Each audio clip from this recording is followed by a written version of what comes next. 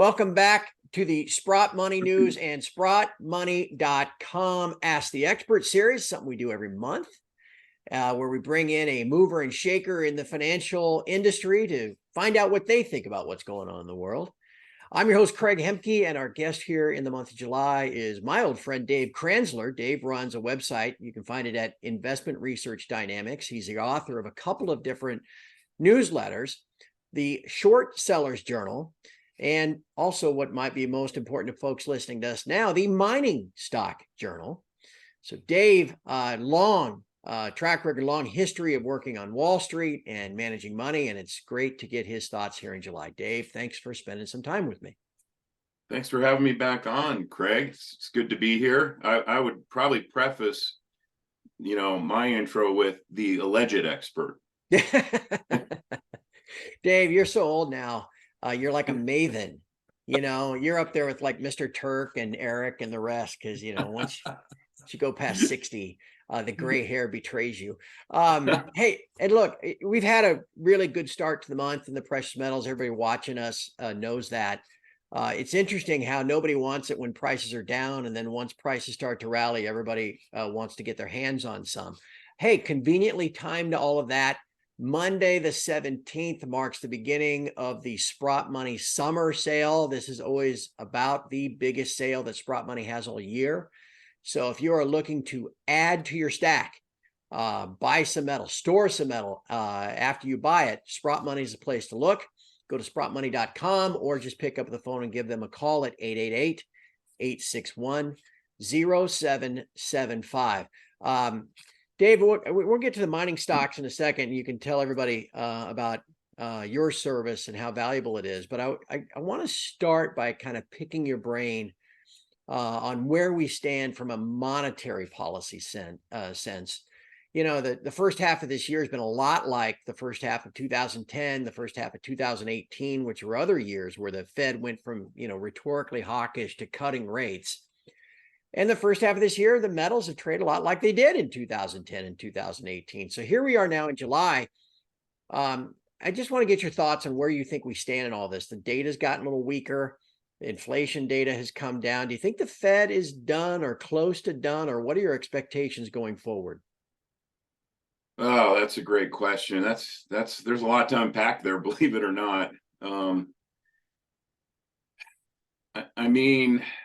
I like the way you said rhetorically hawkish, because that's what the Fed has been. It's been rhetorically hawkish. Their monetary policy isn't hawkish. They've taken rates up from what, 0 to where are we now? 5.25, I think, on Fed funds. But if you use a real measure of inflation, we're still at negative interest rates, right? So that's not hawkish. They've barely taken down the size of the balance sheet, which means all that liquidity that they threw into the banking system is mostly still circulating there. In fact, they had made a little bit of headway, and then they, at the first sign of trouble, they flinched, right? The regional banking thing. And they one shot, they pumped 400 billion back in. Yeah. I don't know how you call that hawkish. If anything, it's their monetary policy is still incredibly loose. And so and I think that 400 billion is finally back out again. So that takes them back to where they were in the middle of March in terms of the size of their balance sheet, right? And I would also argue that $400 billion injection into the banking system, and that's what's caused this latest blow off in the stock market. So in terms of inflation, and I'm sure the Fed knows this, certainly their research area knows this. The CPI was never designed to measure inflation, right? Real inflation. With the weightings in there, the seasonal adjustments, the reason, I think the primary reason or variable that caused the CPI to show, a year over year below 4% was used car prices falling. Well, guess what? As it turns out, people really aren't buying cars right now because they can't afford them, even used.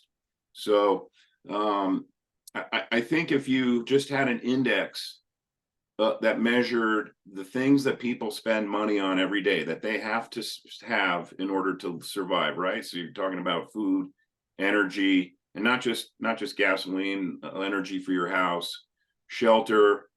I just saw an article that talked about how auto insurance is going up at like double-digit percentage rates now. So Healthcare. I would argue that the inflation rate that you're seeing that's being published per the CPI is not really the real inflation rate. And I think your audience already knows that. All you got to do is go to John Williams' website and spend some time on that, and you understand why that's the case. So I got to believe the Fed knows this. Maybe not all the FOMC voting members, but certainly enough people at the Fed know that inflation's still there. Housing prices have been sticky. Rental prices have been sticky. Food prices, I don't know about you, but food's still going up for me at the grocery store and the restaurants. I think at some point later this year, we're going to start to see higher energy prices again. Part of the reason why is because the dollar's been falling, so it's more expensive to import oil. So I guess that kind of brings me to another angle on this. I think the Fed has to walk a tightrope between trying to tame inflation, and I would argue that you're not really going to tame inflation by just hiking interest rates and killing demand. You got to remove all that liquidity, or a good portion of that liquidity that they've injected into the financial system since 2008, because that's what causes the prices rising is the evidence that inflation has already occurred, where inflation is the increase in the money supply over and above the increase in wealth output, or the GDP, however you want to measure wealth output, right? Essentially, simply put, you've got more currency chasing a lesser amount of widgets, right, on a relative basis. And that, so then the price goes up. Simple supply and demand economics. So I think the tightrope that they're walking is, they know that if they just start pulling liquidity out of the system and get their balance sheet down, you're going to cause markets to collapse, banks to collapse, basically a depression that would make the 30s look like a day at the beach. So that I think that's why we're not seeing that, because certainly we know they were putting it in trillion dollar chunks, right? Yeah. So and then I think, again, rhetorically, I think they're trying to look like they have a hawkish monetary policy by hiking rates. But then again, they can't take rates too high either, and they know that, because you cause the same thing as pulling liquidity out. So I believe rather than targeting full employment and price stability, right, the Fed mandates, I think what they really target with their monetary policy is keeping the banks alive, keeping them from collapsing. And we saw that in 2008. We saw that in late 2019, when they started the temporary repo program, which transitioned into the permanently temporary repo program. It got bigger every week. It got longer in duration. And the pandemic really gave them a cover story for putting in $3 trillion all at once into the system, right? I mean, I think $3 trillion. I think eventually they put in $4 trillion, but they put in $3 trillion all at once. And I think that's probably what the banking system needed to be stabilized, because that's why that repo program started, was to stabilize the banks. So what's curious about all this then is I wonder how close they are to officially, coming out. Maybe they'll never come out and officially say that they're done. I think everybody expects one more 25 basis point hike when the Fed meets later this month. But then what happens after that? It's been a very curious month for the dollar index, and that's the second thing I wanted to ask you about. It's been trending lower for the last year or so, putting a series of lower highs on the chart. It broke down as we record this a couple of days ago through what appeared to be support and had been support. Why do you think the dollar is falling at this point? Because obviously that's impacting all commodities. Is it a function of people thinking that the Fed is done? Is there something else going on? Probably a little bit of both, thinking that the Fed is almost done, plus some other things going on. I mean, I'm just looking at this. I've got a 20-year chart of the dollar up, and it kind of went parabolic from, early 2021 until the end of 2022, right? It ran from 90 up to 115. I'm just looking at the stock charts graph. So I don't think it's the spot index. I think it's like a 3-month rolling contract, like they do with the precious metals. But so I think part of it is a technical correction from a parabolic move higher over almost a 2-year period. And I think part of it is the anticipation that the Fed's rate hike agenda is almost over, and I think it probably is. And there's also another interesting facet to this going on, and that is all these countries that are kind of, I like to call it the BRICS Eurasian bloc of geostrategic bloc of countries. They're all the central banks in these countries are loading up on gold. They all kind of have, that's kind of the countries that are involved in this supposed gold-backed currency that's going to be roll out, which I think will happen. I just don't know if it'll happen in August. And so a lot of these countries are unloading their dollar reserves because at some point they're not going to need them, right? And a lot of these countries are already trading bilaterally in their domestic currencies, not using the dollar at all. So that means they're busy filling up their central bank currency reserves with currencies that they're using to trade and not the dollar, right? And it also means if they're using less dollars for trade settlement, and I'm not saying they're completely abandoning it. I mean, Right. it's still the dollar is still the majority currency used for trade settlement. But it means that they don't have to hold as much in dollar reserves. And we've seen China obviously has been systematically reducing their dollar reserves by selling treasuries, and even Japan's been doing that. So, and we know Russia sold all its treasuries a couple of years ago.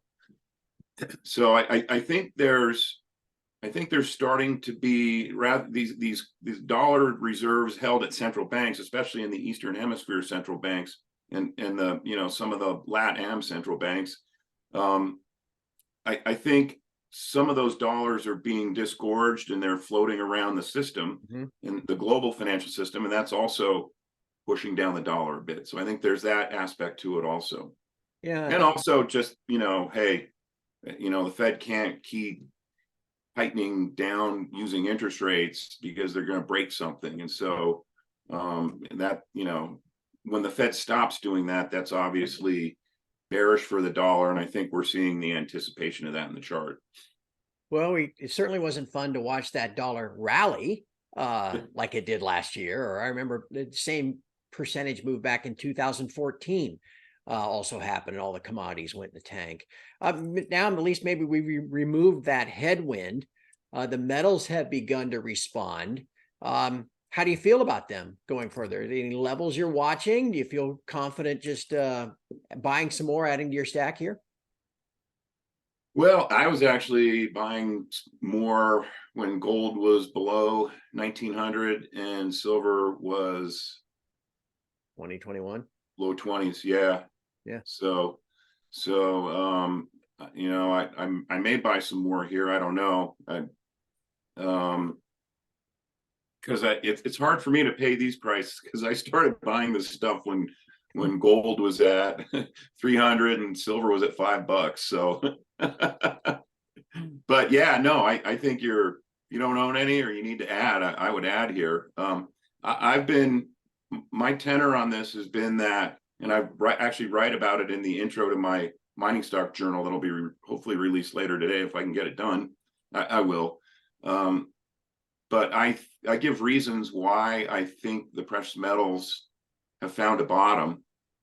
That doesn't mean that they're, on a intraday or 2-day basis, they're not going to get banged down below their recent lows. I mean, as well as I, anything can happen when you've got, paper or as you call it, digital gold and silver. I call it paper gold and silver, dominating the market for 12 of the 24-hour trading period globally. So, and you mentioned, I think 2010 and 2018, what the trading action right now really reminds me of is the summer of 2008, where they took gold and silver down. And I mean, the sentiment is really bad now, but that's how the sentiment was back then.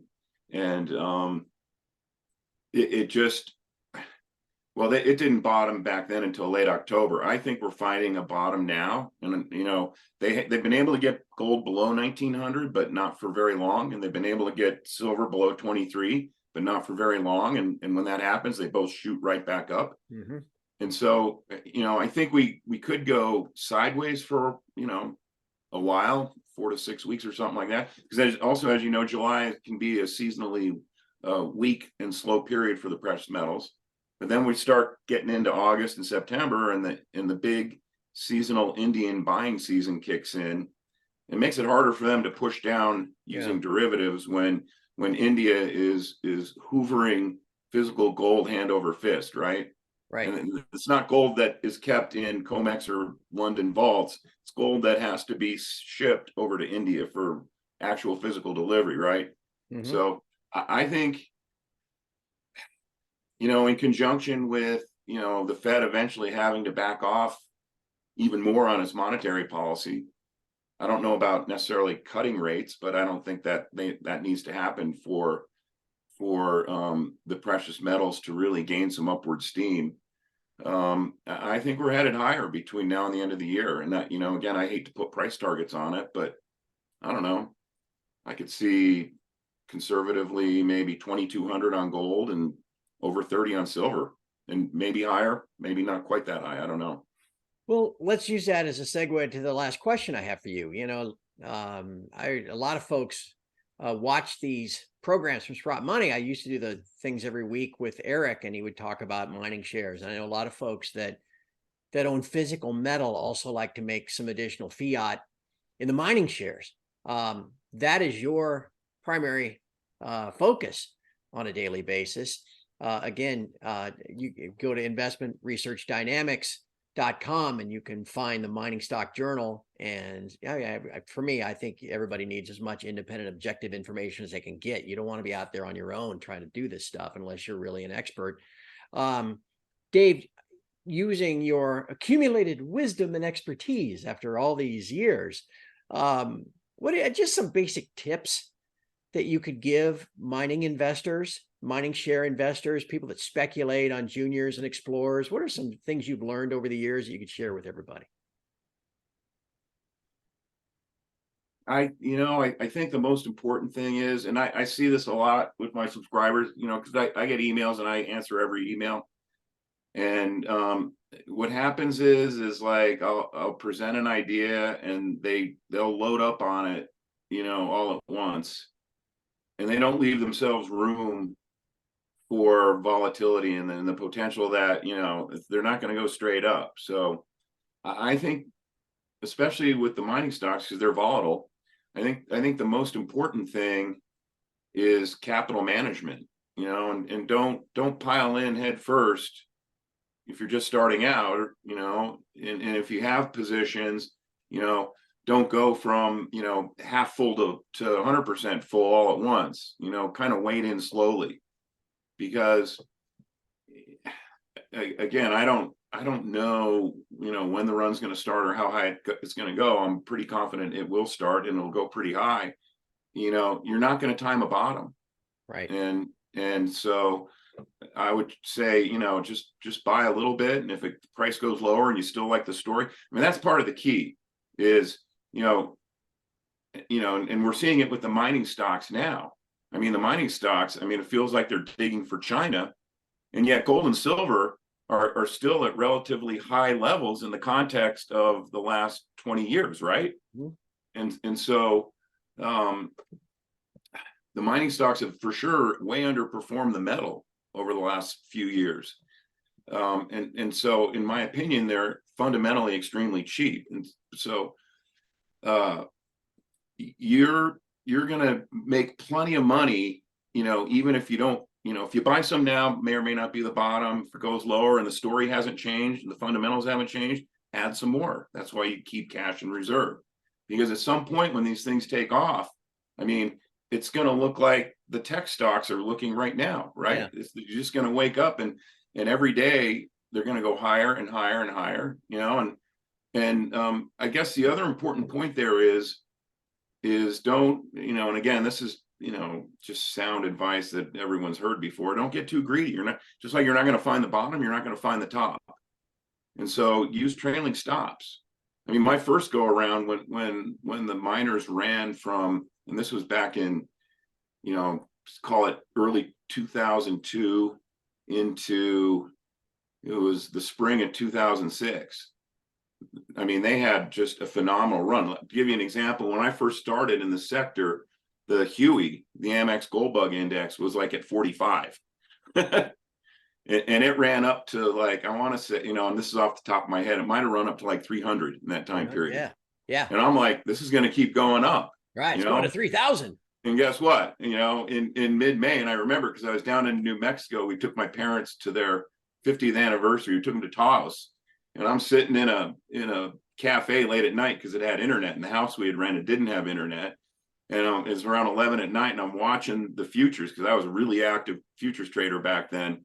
And all of a sudden, silver and gold just started. I mean, they looked like they were on an elevator with a broken cable.